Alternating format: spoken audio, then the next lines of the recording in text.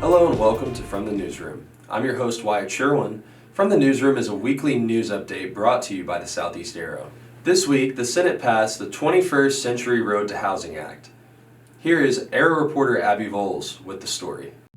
The 21st Century Road to Housing Act was passed on March 12th in the Senate and is now headed to the House of Representatives for voting.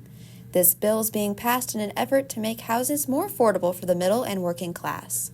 Dr. James Newman, Associate Professor in the Department of Political Science, Philosophy, and Religion, said that for the middle class, purchasing a home is one of the primary ways to build wealth. In kind of basic layperson's terms, it's designed to make purchasing a home more affordable to American citizens, in particular the middle class and working class.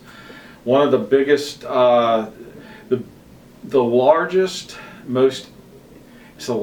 easiest, most reliable way that the middle class can build wealth is to purchase a home. This bill was sponsored by Democrat Senator Elizabeth Warren and Republican Senator Tim Scott. With the Senate voting 89-10, it has proven to be a bipartisan issue. There are concerns that being able to afford a home is becoming more difficult. There are concerns that the average age of initial home buyer is increasing over time, and that's kind of a concern because then you have less time to own the home and have the value appreciate. So that's an issue that actually has support because this impacts so many people of so many income levels and walks of life. It's one of a handful of things that has bipartisan support in our Congress today. However, there is a possibility that the bill will not be signed by President Donald Trump, who wants to focus on his voter ID reform. Newman believes that this will affect him politically. I think it will because there are Republicans who are really behind this. Now, what does that mean to somebody who's going to be out of office January 2029? I don't know. And, with every president who's in a second term situation, they have a lot more freedom to do what they really want. And Trump's putting a lot of his reputation into the SAVE Act. So he might just draw the line, and it might just hurt him. For the Southeast Arrow, I'm Abby Volz. Thank you, Abby. Next, with summer coming up, here's some tips on how to stay fit and get ready for the season. With temperatures rising and summer around the corner, Southeast Missouri State students are shifting their focus towards fitness and healthier habits. For many, getting in shape isn't about drastic changes.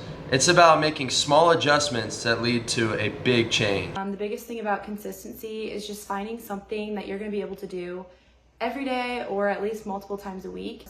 So kind of just taking that initial step into choosing something and just trying it out, I think can help you put into the mindset. Between classes, work, and social commitments, students say it's hard to find time to prioritize their fitness. So I kind of set a goal for myself to work out 3 to 4 times a week so that it's not putting pressure on me to do it every single day. And I feel like that works pretty good with my lifestyle. Students also say having a big support system can make a huge difference. I would definitely say that going to the gym or a workout class or just even cooking dinner with a friend always makes everything so much easier and so much better. In addition to exercising, maintaining a balanced diet and hydrating is essential. While summer motivation may start with physical changes, they say that the results go far beyond what you can see. So I do really like the idea of eating whole foods, but if you slip up every once in a while and want to eat out with your friends or something like that, that's totally okay as long as you're consistent most of the other days. Students say the key is finding a routine that works for them and sticking to it. Reporting from Cape Girardeau, I'm Wyatt Sherwin. Finally, Missouri and the Midwest is entering tornado season. With this weather comes risk and the need to prepare. Here's Arrow reporter Kerrigan Foster. Tornado season has come to a very quick start in the state of Missouri. On March 15th, many counties in the state were faced with tornado warnings, including Cape Girardeau County. According to the National Weather Service, Cape Girardeau County actually saw 2 tornadoes, one beginning in Bollinger County and crossing over into Cape Girardeau County, and the other just east of I-55. Cape Girardeau is a part of the Dixie Alley, which is a high-risk area for tornadoes that stretches from the lower Mississippi Valley across the southeastern United States. When it comes to tornado season, it is important to understand what tornadoes are and how to best be prepared for them. Tornadoes are rotating columns of air that extend from thunderstorms to the ground, often visual as a funnel of condensation, dust, and debris. Something commonly heard during tornado season are the terms, quote, tornado watch and tornado warning. A tornado watch means that the weather conditions are favorable for tornadoes and severe storms to form. A tornado warning, on the other hand, is more urgent.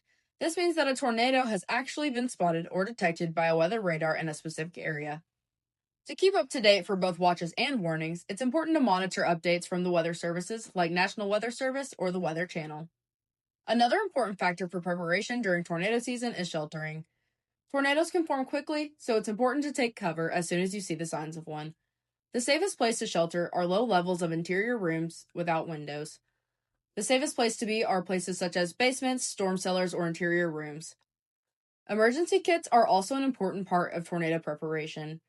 For more information on tornado awareness and how to be prepared for the season, Arrow reporter Taylor Slavens published an article on the Southeast Arrow website at www.southeastarrow.com.